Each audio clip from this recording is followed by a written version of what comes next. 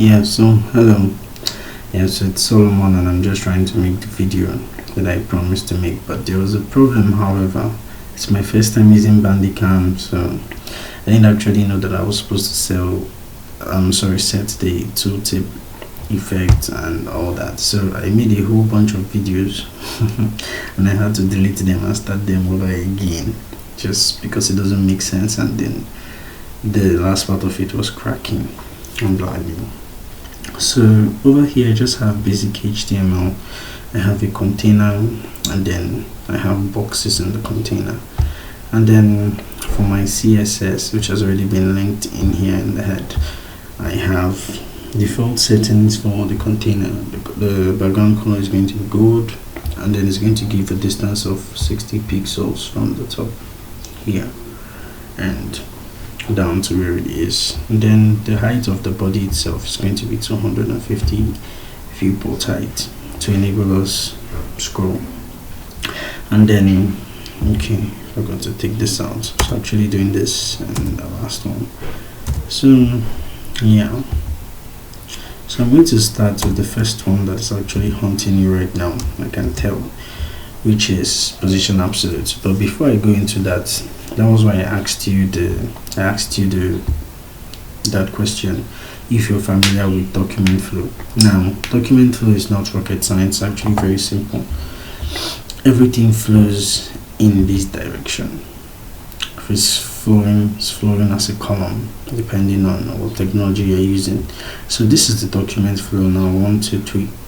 Yeah, and you know that they are all stacked under each other. So definitely, if you look at the HTML, box 1, box 2, box 3, also you just know that box 1, box 2 is going to be under box 1, and box 2 is going to be under box 2. That's basically how it works. So now what absolute positioning does is it takes a document out of the flow. It takes the document out of the flow. Now when you position something absolute right now, it's going to be taken out of the space. It's going to be there, but it's not just going to be recognized by the document flow. So now if I come over here and give this a position of absolute, which number 2 and box number 3 have gone up while 1 is just there. So now they have been pushed up because this box 1 has been given a position of absolute, and according to standards it is no longer there. You can see it, it's there, you can move, but it's no longer there, basically no longer there. So now if I should just give box 2 a higher z-index, I believe you know what z-indexes are used for. You use that when you want to overlap. If I should give this a z-index of 4, and then come over here and give this a z-index, smaller z-index, let's say 1. Okay, let's do -1. Yes, boom. So you can see that the absolutely positioned box 1 is not even there at all. It's not even recognized at all. It's been taken out of the document flow. Box number 2 has taken the position of box number 1, and box number 3 has taken the position of box number 2, and it goes on and on and on and on. Now, one thing you need to understand is your container has a default positioning of static. So now I'm coming into static. Now when something is positioned static, it's the default. It doesn't do anything, it's just there. So when you give it a position, a different position, it's going to act differently.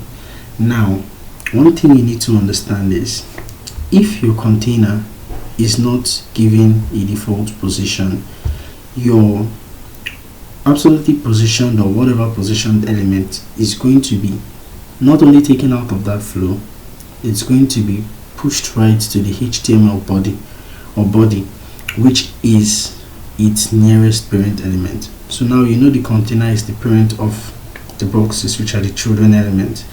Now when that parent doesn't have a position, and then you position one of its children, it's being referred back to the HTML or back to the body of the page.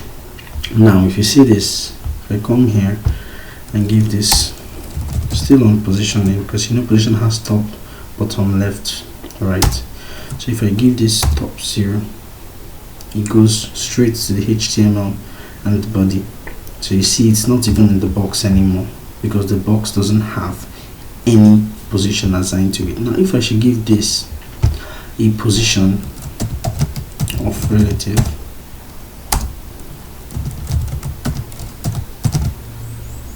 boom, it comes back there. Now I'm going to give this as the index of, let me see, 1. So you see it's back into the box, because now it is positioned to its parent element. Its parent element is the box, is the container rather itself. So it's been absolutely positioned to the parent container itself. Now if I take out this position, you're going to see it's going to be positioned back to the HTML, and trust me, it does not exist around this box at all. It's been just totally scrapped out of the document flow. Now that brings me to position relative. Let me just see how much time we have here for the first video. Yeah, so position relative basically does nothing. You just assign it when you want to give a parent an element, like I just explained. You want to give a parent, a position, so that when you position its children, it's not going to go out of that element. It's going to be positioned within that element. You can use position relative for that, or when you just want to move things around, you know, in a particular setting, you can use position relative for that. So if I take out this and put relative, it goes back to normal. When you position something relative, it respects the document flow. It is not taken out of the document flow. However, it can be moved around, or just you can move around top, bottom, left and right, but it is still within the document flow. It is not being pushed out of the box. It is still there, and box number 2 and box number 3 have taken back their default positions. So now if I should go up and give this top, sorry, excuse me, 20 pixels, you see it's moving. I should give it 100 pixels, it's moving, but it's still within its container, and it's still respecting the document flow, because 2 and 3 have not overlapped the space. The space is still there. That's trying to tell you that something was there before. We're not going to take that space. It's totally different. So if I should clear this out, you see it goes back there. Didn't take its space. It is still there. It is still left there. So that's position relative for you. Basically, it doesn't do anything. It's just to move stuff around within its container, as long as that container has been, has a default position, of its own. So absolute takes the element away from the document flow, and then it's just basically not there at all. So, and it's going to be positioned, relative to its nearest, parent element. So that's just it. So now I'm going to do the next one, position fixed. When you assign position fixed to a document, now it pushes that document upwards to the viewport. This is the viewport, you see. It pushes it up to the viewport. Now that viewport is just going to be there. Now people mostly use this fixed positioning for footers. They use it for navigation bars, because it's just going to be there in the viewport. Now if you notice, when we position this, it has lapped the box too normally, and it has gone to the top of the document. It has been taken out of the document flow as well. So box number 2 has taken its position, box number 3 has taken the position of box number 2.